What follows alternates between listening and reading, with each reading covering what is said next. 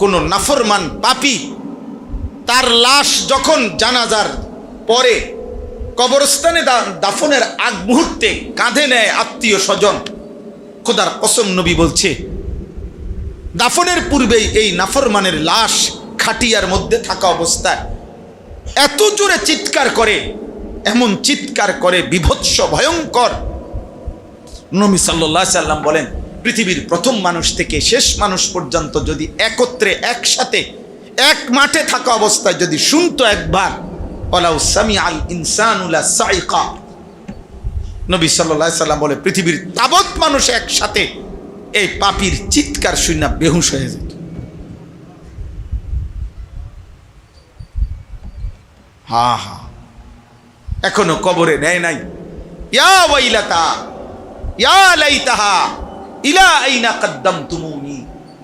নাফরমান চিৎকার করে আর বলে, আমার স্বজনরা আমারে কই নিচ্ছ বাবা? আমার ছেলে তুই কাঁধে করে আমারে নিচ্ছিস কোথায় আব্বা? আমার ভাতিজা তুই আমারে কই নিচ্ছ? আমার ছোট ভাই আমারে কাঁধে করে তুমি কই নিচ্ছ? কেন নিচ্ছ এই খবর? আমারে তো মাইরে লাইব ওই কবরে নিলে, আমারে তো শেষ করে ফেলবে। আমি আজরাইলের যেই দৃশ্য দেখছি, হা, স্বজনদেরকে ডাক দেয়। আল্লাহ নবী সাল্লাল্লাহু আলাইহি সাল্লাম বলেন, কায়নাতের জিন আর মানুষ ছাড়া আল্লাহর বাকি মাখলুক সেই চিৎকার শুনতে পায়, কিন্তু আল্লাহ তাআলা তার দয়া করে জিন আর মানুষকে শুনতে দেয় না। আল্লাহর ইচ্ছা এটা। হ্যাঁ, আল্লাহ শুনতে দেয় না। যদি শুনতো তো সব বেহুশ হয়ে যেত। ওই হাদিসের ব্যাখ্যায় আমরা পড়ছি, তাহলে আর কোনো মানুষ কোনো দিন কারো লাশ দাফন করতো না, কাঁধে নিত না। কেমনে নিমু? আমি যদি আলগি দিলে চিৎকার মারি, যদি চিল্লানি মারে, কি হবে আমার অবস্থা? এই ভয়ে কেউ আর লাশ কাঁধে নিত না, দাফন করতো না। নবী সাল্লাল্লাহু আলাইহি সাল্লাম বলে, লাউ তা'লামুনা মা আ'লামু লা দাহিকতুম কালিলা ওয়া লা বাকাইতুম কাসীরা ওয়া মা তালাজ্জাজতুম বিন নিসাই আলাল ফুরুশাত। আমার উম্মত, আমি কবরে যে আযাব দেখছি রে, জাহান্নামের যে আযাব আমি দেখেছি উম্মত, যদি আমি যা দেখছি জানছি তোমরা যদি তার সামান্য পরিমাণ জানতে, আর কোনোদিন হাসতে না, আর কোনোদিন চোখের কান্না বন্ধ হইতো না, আর কোনোদিন স্ত্রীর সাথে স্বামী স্ত্রীর মেলামেশা করতে না, আর আনন্দ আর ফুর্তি হারায় যেত। আমি দয়া করে তোমার ঘরের পাশের কবরস্থানে আযাবের পর আযাব চলতেছে, কিন্তু আমি আড়াল করে রাখছি বান্দা, নয়তো তুমি দুনিয়ায় টিকতা না। তাই তো দুনিয়ার এই উল্লাস, এই আনন্দ, এই ফুর্তি, রং তামাশার এই দুনিয়া একদিনও টিকত না। অতএব আমার জন্য এটা সত্য, আপনাদের জন্য সত্য। কাল্লা সাউফা তা'লামুন, আল্লাহ বলেন অবশ্যই তোমরা জানতে পারবে। ফিল কবরে, কবরে আসলেই আমি জানিয়ে দেব বান্দা, আমি জানিয়ে দেব। দিন মানেন, আল্লাহকে মানেন, খামখেয়ালি করেন না। গুনাহ হবে, ভুল হবে, ছুটে যাবে, কিন্তু এটা একটা। আরেকটা হলো একদম গাফেল হয়ে যাওয়া। আব্বা এটা বড় ক্ষতি করে, বিস্মৃতি, ভুলেই গেছে। 365 দিনে কোনোদিন ফজরের নামাজ পড়ে না। হায় মুসলমান, এমন ভোলা মালিক রে কেমনে ভুলে গেলি? নাফরমান, আরে তুই কোন মুসলমানের ঘরে বড় হইলি? তোরে এমন মালিক কে ভুলাই দিল? 365 দিনে একদিনও ফজরের নামাজ পড়লা না, এমন মালিক কে ভুলাই দিল তাকে? মা গাররাকা বিরাব্বিকাল কারীম, এমন দয়ালু মেহেরবান রব তোমার এমন মালিক রে ভুলাই দিল কে? ইকতারাবা লিন-নাসি হিসাবুহুম ওয়া হুম ফি গাফলাতিন মু'রিদুন। আল্লাহ তাআলা বলে, আমার বান্দাগণ, হে মানুষগণ, তোমাদের হিসাবের সময় তো কাছায় গেল, অথচ আজও তো তোমরা আমি আল্লাহর থেকে বিমুখ হয়ে গাফেল হয়ে আছো। আখিরাত তো চলে আসছে, মৃত্যু তো কাছায় গেছে, কিন্তু প্রস্তুতি কোথায় বান্দা? 50,000 বছরের হাসরের একদিনের জন্য নেকি কোথায়? 30,000 বছরের ফুলসিরাতের জন্য নেকি কোথায়? নেকি কোথায়? ইন্নাহুম ইয়ারাউনাহু বাঈদা ওয়া নারাহু করিবা। আল্লাহ বলেন আমার বান্দাগণ দেখে আখিরাত অনেক দূরে, আমি আল্লাহ আমি তো দেখি কাছে। ওয়া নারাহু করিবা, আমি তো দেখি কাছে বান্দা, আমি তো দেখি কাছে, ও তো দেখে অনেক দূরে। বুজুর্গানে দিন বলে মান মাতা ফাকাত কামাত কিয়ামাতুহু, যার মৃত্যু হলো তার তো কিয়ামত শুরুই হয়ে গেল, শুরুই হয়ে গেল। হাদিসের মধ্যে আছে নবী সাল্লাল্লাহু আলাইহি সাল্লাম কবরের বর্ণনা দিতে গিয়ে, মৃত্যুর বর্ণনা দিতে গিয়ে নবীজি বলছেন তোমাদের প্রত্যেকের দুনিয়ার শেষ দিন এবং আখিরাতের প্রথম দিন সেই দিন যেই দিন মালাকুল মউত জান কবজের জন্য তোমাদের সামনে এসে উপস্থিত হয়, সেদিন তোমাদের দুনিয়ার শেষ, আখিরাতের শুরু। তাহলে রাসূলুল্লাহ সাল্লাল্লাহু আলাইহি সাল্লাম মৃত্যুর প্রথম মুহূর্তকে, আজরাইল আসার প্রথম সেকেন্ডকেই আখিরাত ধরছেন, এখান থেকেই আখিরাত শুরু। ইন্নাহুম ইয়ারাউনাহু বাঈদা ওয়া নারাহু করিবা, আমার বান্দারা তো মনে করে দূরে, আমি তো দেখি কাছে, আমি তো দেখি কাছে। এজন্য চলেন আমি আমার শায়েখের কথা বলতে গিয়ে বলছি 1992 সালে আমার ওনার সাথে পরিচয়। 1992 সালে আমি সর্বপ্রথম নোয়াখালী লক্ষ্মীপুর তুমচর মাদ্রাসায় স্কুলে প্রাইমারি পাস করে ওইখানে ভর্তি হয়েছি গিয়া 4th শ্রেণীতে, ইয়াজদাহুম 4th শ্রেণী মাদ্রাসার পড়া শুরু করছিলাম জীবনে প্রথম যে বছর। ওই বছর উনি আমাদের শায়েখ আলেম, ইন্টারমিডিয়েট আলেম শ্রেণীতে পড়তো ওই মাদ্রাসায়। আমাদের বড় ভাই ছিল তখন, উপরের ক্লাসের ছাত্র ভাই, আমরা ছোট ক্লাসের ছাত্র ছিলাম। তো ওই সময় ওনার সাথে পরিচয়। ওনার ডাক নাম মুজাহিদ, মুশতাকুন নবী মুজাহিদ, এটা ওনার এমনি ডাক নাম মুজাহিদ। ওনার আব্বা উনিও আমার উস্তাদ আল্লামা হযরত মাওলানা আব্দুল কুদ্দুস রাহমাতুল্লাহ আলাইহি। জালালাইন শরীফের মতো উঁচা কিতাব আমি হুজুরের কাছে পড়ছি, ওনার আব্বা জানের কাছে। তো হুজুরের সবসময় দেখতাম ডাকতো মুজাহিদ। তো সেই থেকে 1992 সন থেকে আজকের 2026 পর্যন্ত এই সম্পৃক্ততা একদিনের 2 দিনের না, একদিনের 2 দিনের, লম্বা সময়। আলহামদুলিল্লাহ, আল্লাহ তাআলা যেন মৃত্যু পর্যন্ত এই সম্পর্ক জারি রাখেন। তাইলে প্রত্যেকের কাছে এটা কথা, শুরুতে এটা বলে নিলাম, আমরা প্রত্যেকে ইনশাআল্লাহ এই আল্লাহওয়ালাদের কাছে আসা, বিভিন্ন ইসলাহি মজলিসে যাওয়া, এটাকে মামুলি মনে করবেন না। এ আসা যাওয়ার বরকতে, এ খিচ্চা দম খিচ্চা নফসের বিরুদ্ধে মন চাচ্ছে না। আমি যে শুরুতে বলছি এজন্য যে অনেকেরই কষ্ট হইতেছে, অনেকে মাহফিলের কথা বলার জন্য আসছেন, অনাইয়া ফেঁসে পড়ে বসে রয়েছেন, বিপদে পড়ে বসে রয়েছেন, আপনার অনেক কাম। আমার অনুরোধ আপনি আরেকদিন আসেন, যেদিন কাম কম হবে, যেদিন আপনার আজকে তো আপনি যার তাড়াহুড়া, আর যেদিন আপনি তাড়াহুড়া কম ওই দিন আপনি আইসেন। আজকে মানুষের ভিড়, অতএব শুরুতেই এটা বলছি, আমাদের নিজের ফিকির করা চাই, নিজের ফিকির করা চাই, নিজের আত্মভাবনা, আত্মসংশোধন, এটা আমাদের জন্য জরুরি। তাইলে ইনশাআল্লাহ প্রত্যেকেই আজকের থেকে নিয়ত করেন, কোনো না কোনো আলেমে দিন আল্লাহওয়ালা আপনি ওনার সংস্পর্শে নিজের জীবনটা পরিচালিত করবেন। বলেন ইনশাআল্লাহ। শুধু বক্তার পিছনে ঘুরবেন না, শুধু একজন দুইজন বক্তা লইয়া জাতাজাতি করবেন না, সাফাসাফি করবেন না, এত কষ্ট পাইবেন। আপনি আপনার মুনাসিব মতো কাছাকাছি, সবাই না চিনুক, সবাই চিনার দরকার না। আপনার মসজিদের ইমাম সাহেবরে যদি সারা বাংলাদেশে চিনতে হয় তো বাকি ইমাম সাহেবরা কি করব? কথা বলে না কেন? বাকি ইমাম সাহেবরা কি করতো তাহলে? ওনারা শান্তি দেশে চলে যাইতো তো। তাহলে এটা তো জরুরি। অতএব আমার ফায়দা দরকার, আমার আখিরাত দরকার, আমার দরকার, আমার আল্লাহর ভয় আসা দরকার। আল্লাহ তাআলা আমাদেরকে তৌফিক দান করেন। আর একটু কথা, কোরআনুল কারীমের এই যে 4টা আয়াত পড়ছি আমি, শুধু অল্প একটু তর্জমা আপনাদেরকে শুনাই, এরপরে ইনশাআল্লাহ আমরা শেষ করে দিচ্ছি।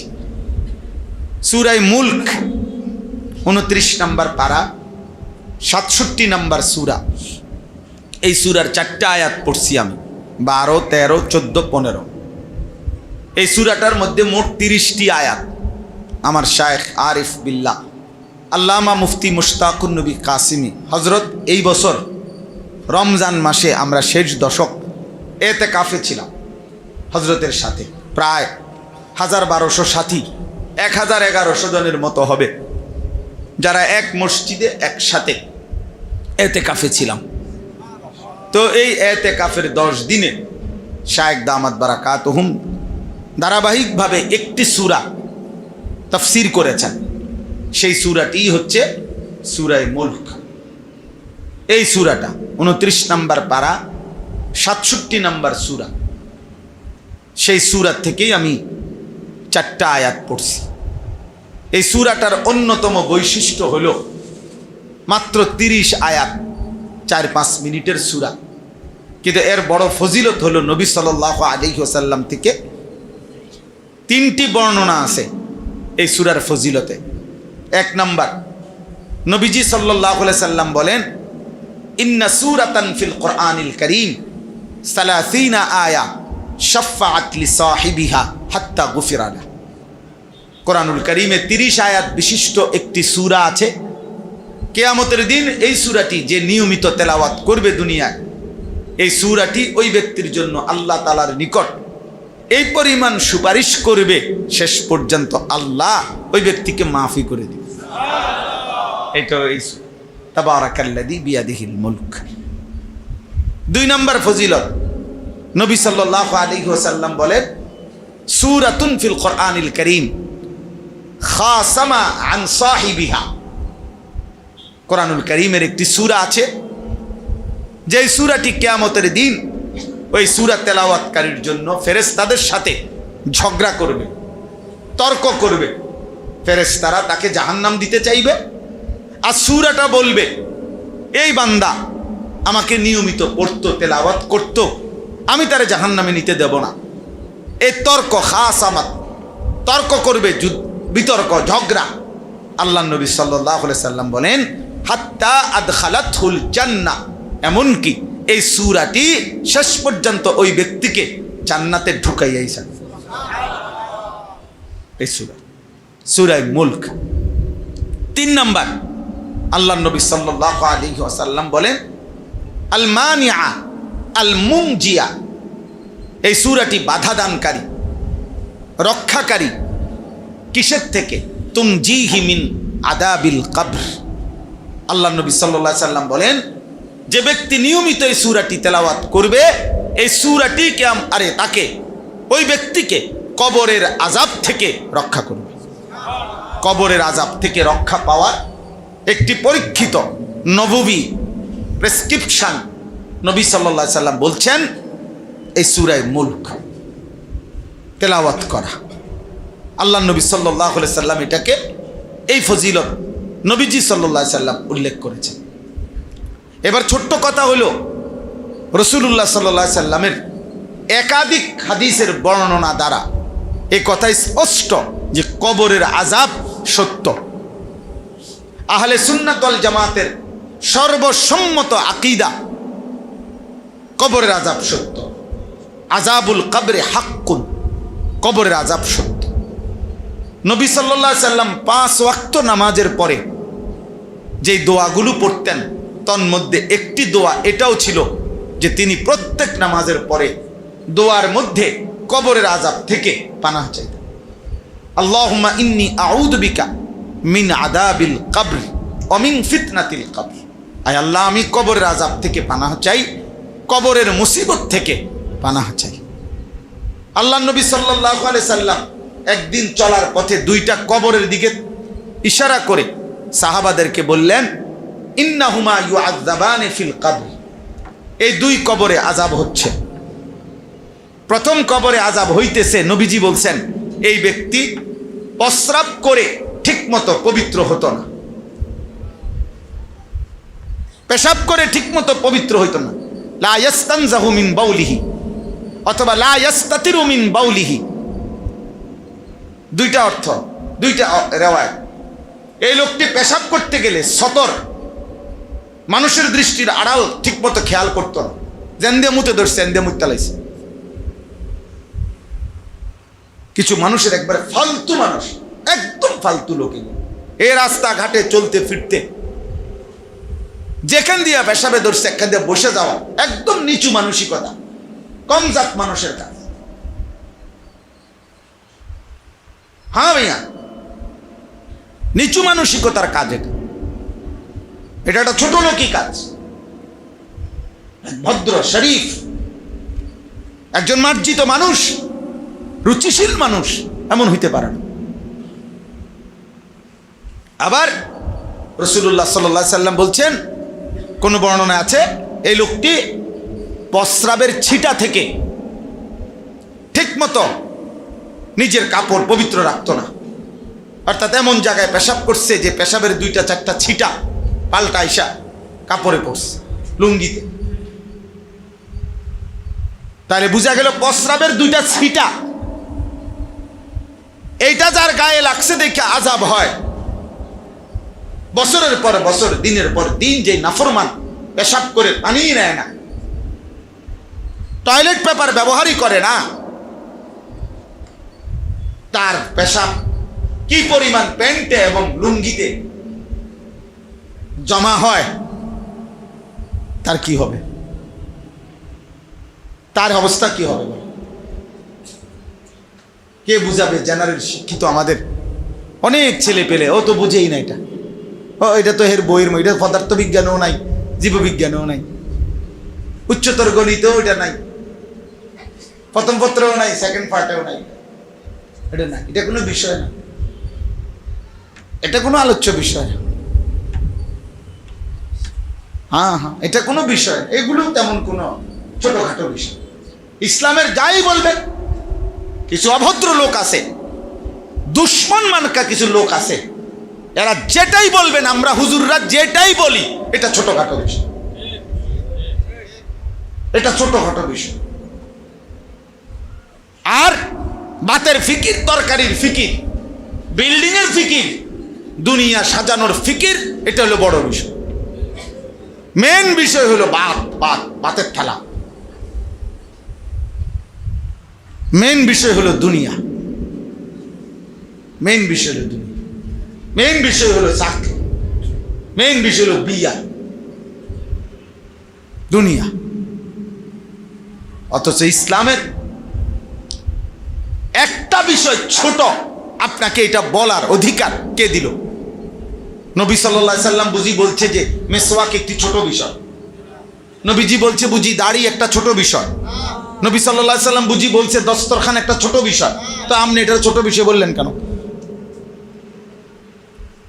একবার আমার শায়েখ হযরত আল্লামা মুফতি মুশতাকুন নবী কাসিম হুজুর সহ মক্কা শরীফ একজনের বাসায় আমরা খানা খাইতে গেছি। এক লোক আপনার একটা কথার প্রসঙ্গ উঠাইছি, আরে উনি বলতেছে এই সমস্ত ছোটখাটো বিষয় বাদ দিয়ে বৃহত্তর ঐক্যের চিন্তা করেন এখন। পরে আমি বললাম, ভাই আপনার কাছে আমার অনুরোধ, যেহেতু বিষয়টা গুরুত্বপূর্ণ, আপনি আমারে পরামর্শ দিয়েছেন, আপনি দয়া করে কাগজটাতে লিখে দেন ছোট বিষয়গুলো কি কি, তাহলে এগুলো আমি বাদ দিমু। যেগুলো আপনি সিদ্ধান্ত দিবেন যে ছোটখাটো বিষয়গুলো কি কি, ওযু, নামাজ, সূরা, কেরাত, দোয়া, কালাম, রোজা, হজ, যাকাত, এগুলো তো এখন আপাতত মূল বিষয় না। এগুলো ছোটখাটো বিষয়। তো এগুলো কি কি হইতে পারে? ছোটগুলো আপনি এটা লিখে দেন, বড়গুলো আপনি লিখে দেন কোনটা, আর আপনি এটাও ফায়সালা আমারে বলতে হবে এগুলো ছোট এই সিদ্ধান্ত দিল কে, আর এটা বড় এটা সিদ্ধান্ত দিল কে। 3 নম্বরে আপনি আমারে বলতে হবে আপনি যে বন্টন করে দিলেন এটা আমি মানতে হবে কেন, আপনারটা যে ঠিক এটা মানতে হবে কেন।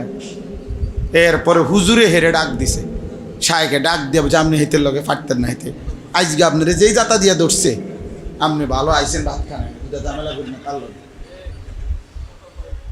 পরে আমার ডাইকা নিয়ে আইসে আপনি বইয়েন আমার লোক হুদা বেচারা, আপনি ঝামেলা করেন না আমার লগে। আপনি হয়তো এটা কি বললেন, এটা সামান্য বিষয় হয়ে গেল। মিসওয়াক, দাড়ি, টুপি, ওযু, নামাজ, তাহাজ্জুদ, আওয়াবিন, জিকির, তেলাওয়াত ছোট বিষয় এগুলো। আল্লাহ আমাদেরকে বুঝ দান করেন। তাইলে রাসূলুল্লাহ সাল্লাল্লাহু আলাইহি ওয়াসাল্লাম বললেন এই ব্যক্তির কবরে আযাব হইতেছে, সে প্রস্রাব করে ঠিকমতো পাক পবিত্রতার ধার ধারত না, নাউযুবিল্লাহ। আর দ্বিতীয় ব্যক্তির কবরে আযাব হইতেছে, নবীজি সাল্লাল্লাহু আলাইহি ওয়াসাল্লাম বলেন এই ব্যক্তির বদ অভ্যাস ছিল 2 জন মানুষের সাথে যাদের মাঝে ভালো সম্পর্ক ছিল, আন্তরিকতা ছিল যাদের মধ্যে, এই 2 মানুষের মধ্যে বিভেদ করে দিত। নামিমা, ইয়ামশি বিন নামিমা, নাম্মাম চগলখোর যেটারে কয়, মানে দুজন শুনছেন নি আপনারে কি কয়, কি কয় এ হেতে আপনি তো হেরে প্রত্যেক দিন বন খাওয়ান, দেখা হইলেই তো হেতের লাগে আপনি একটা জান দিয়ালাম, আমি না শুনি মিয়া কি কয়, কি কয় এই কইল। এরপরে হয়তো এই কথা শুন না আও কইও না, মানুষ এরকম এখনকার দুনিয়া স্বার্থপর, এরকম হয় কিছু থাকবে, এই দুনিয়া। এবার ওই বেটারে কইছে আপনারে কইছে স্বার্থপর, নিমুখ হারাম, আপনি বনের কি করেন নাই, কৃতজ্ঞতা আদায় করেন নাই, আপনার আর বন খাওয়াইতো না। এই 2 মানুষের মধ্যে যে কি বাজায় দেয়, ঝগড়া, মানে সম্পর্ক বিচ্ছিন্ন করে দেয়। আল্লাহ নবী সাল্লাল্লাহু আলাইহি ওয়াসাল্লাম বলেন এই কারণে আযাব হচ্ছে। তাহলে বোঝা গেল আমার মূল কথা হলো কবরের আযাব কি বলেন না, সত্য, কবরের আযাব সত্য। কোরআনুল কারীমের মধ্যে আছে আল্লাহ তাআলা বলেন আলহাকুমুত তাকাসুর হাত্তা জুরতুমুল মাকাবির।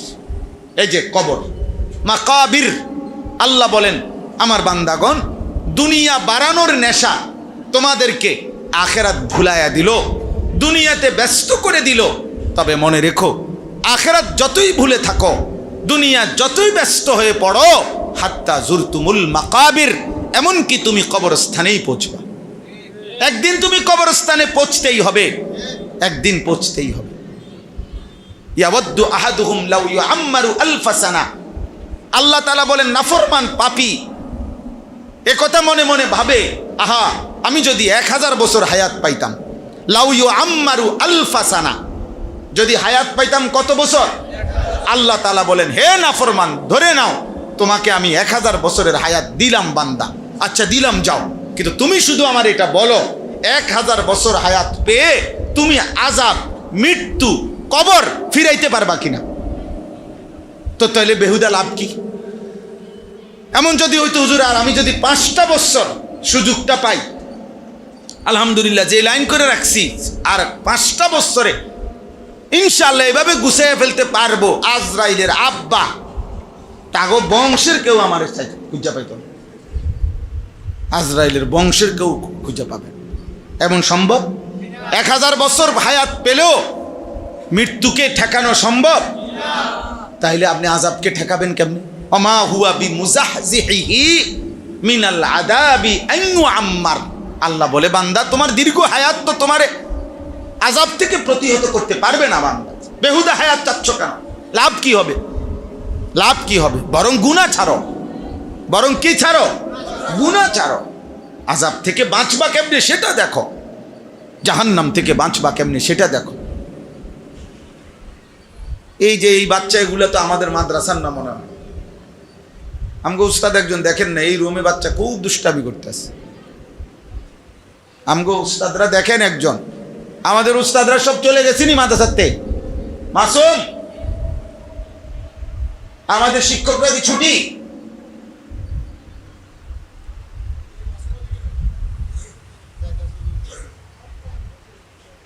কই আমগো হুজুররা তো একজনও দেখি না এখানে।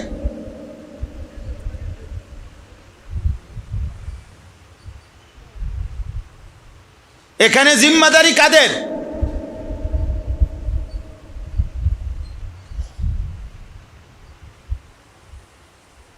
জি, তাইলে এই জন্য বললাম আল্লাহ তাআলা আমাদেরকে বুঝ দান করেন। কবরের আযাব সত্য। নবী সাল্লাল্লাহু আলাইহি সাল্লাম বলেন, আমি নিজে মেশকাতের মধ্যে এই হাদিস পড়েছি। আল্লাহ নবী সাল্লাল্লাহু আলাইহি সাল্লাম বলেন, কোন নাফরমান পাপী তার লাশ যখন জানাজার পরে কবরস্থানে দাফনের আগ মুহূর্তে কাঁধে নেয় আত্মীয় স্বজন, খোদার কসম নবী বলছে দাফনের পূর্বেই এই নাফরমানের লাশ খাটিয়ার মধ্যে থাকা অবস্থায় এত জোরে চিৎকার করে, এমন চিৎকার করে বিভৎস ভয়ঙ্কর। নবী সাল্লাল্লাহু আলাইহি সাল্লাম বলেন, পৃথিবীর প্রথম মানুষ থেকে শেষ মানুষ পর্যন্ত যদি একত্রে একসাথে এক মাঠে থাকা অবস্থায় যদি শুনতো একবার, ওয়ালাউ সামিআল ইনসানু লা সাইকা, নবী সাল্লাল্লাহু আলাইহি সাল্লাম বলে পৃথিবীর তাবৎ মানুষ একসাথে এই পাপীর চিৎকার শুনে বেহুশ হয়ে যেত।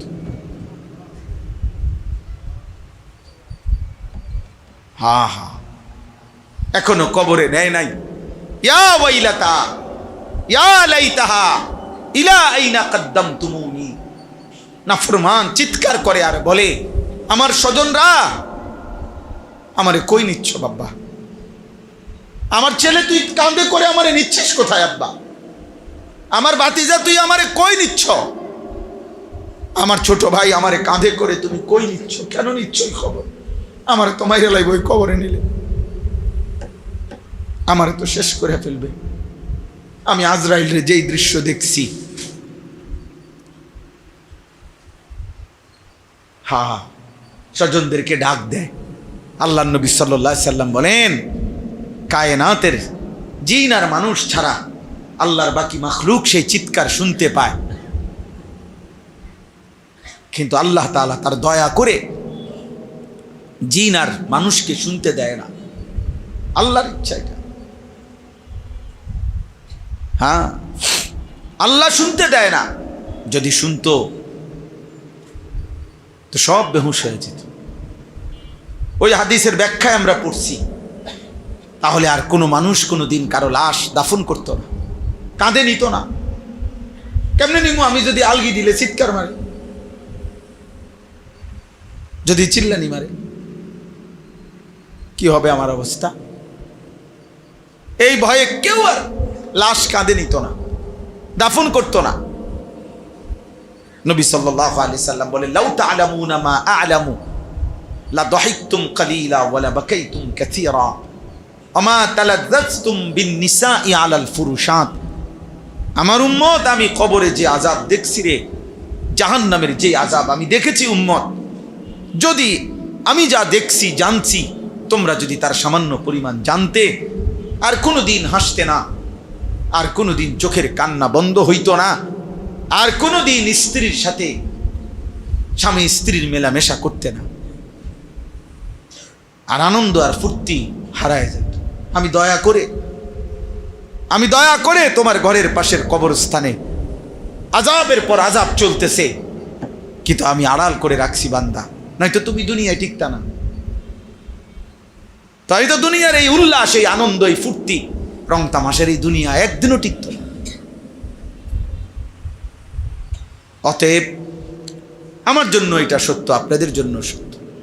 কাল্লা সাউফা তা'লামুন, আল্লাহ বলেন অবশ্যই তোমরা জানতে পারবে। ফিল কবরে, কবরে আসলেই আমি জানিয়ে দেব বান্দা, আমি জানিয়ে দেব। দিন মানেন, আল্লাহকে মানেন, খামখেয়ালি করেন না। গুনাহ হবে, ভুল হবে, ছুটে যাবে, কিন্তু এটা একটা। আরেকটা হলো একদম গাফেল হয়ে যাওয়া। আব্বা এটা বড় ক্ষতি করে, বিস্মৃতি, ভুলেই গেছে। 365 দিনে কোনোদিন ফজরের নামাজ পড়ে না। হায় মুসলমান, এমন ভোলা মালিক রে কেমনে ভুলে গেলি? নাফরমান। আরে তুই কোন মুসলমানের ঘরে বড় হইলি? তোরে এমন মালিককে ভুলাই দিল। 365 দিনে একদিনও ফজরের নামাজ পড়লা না, এমন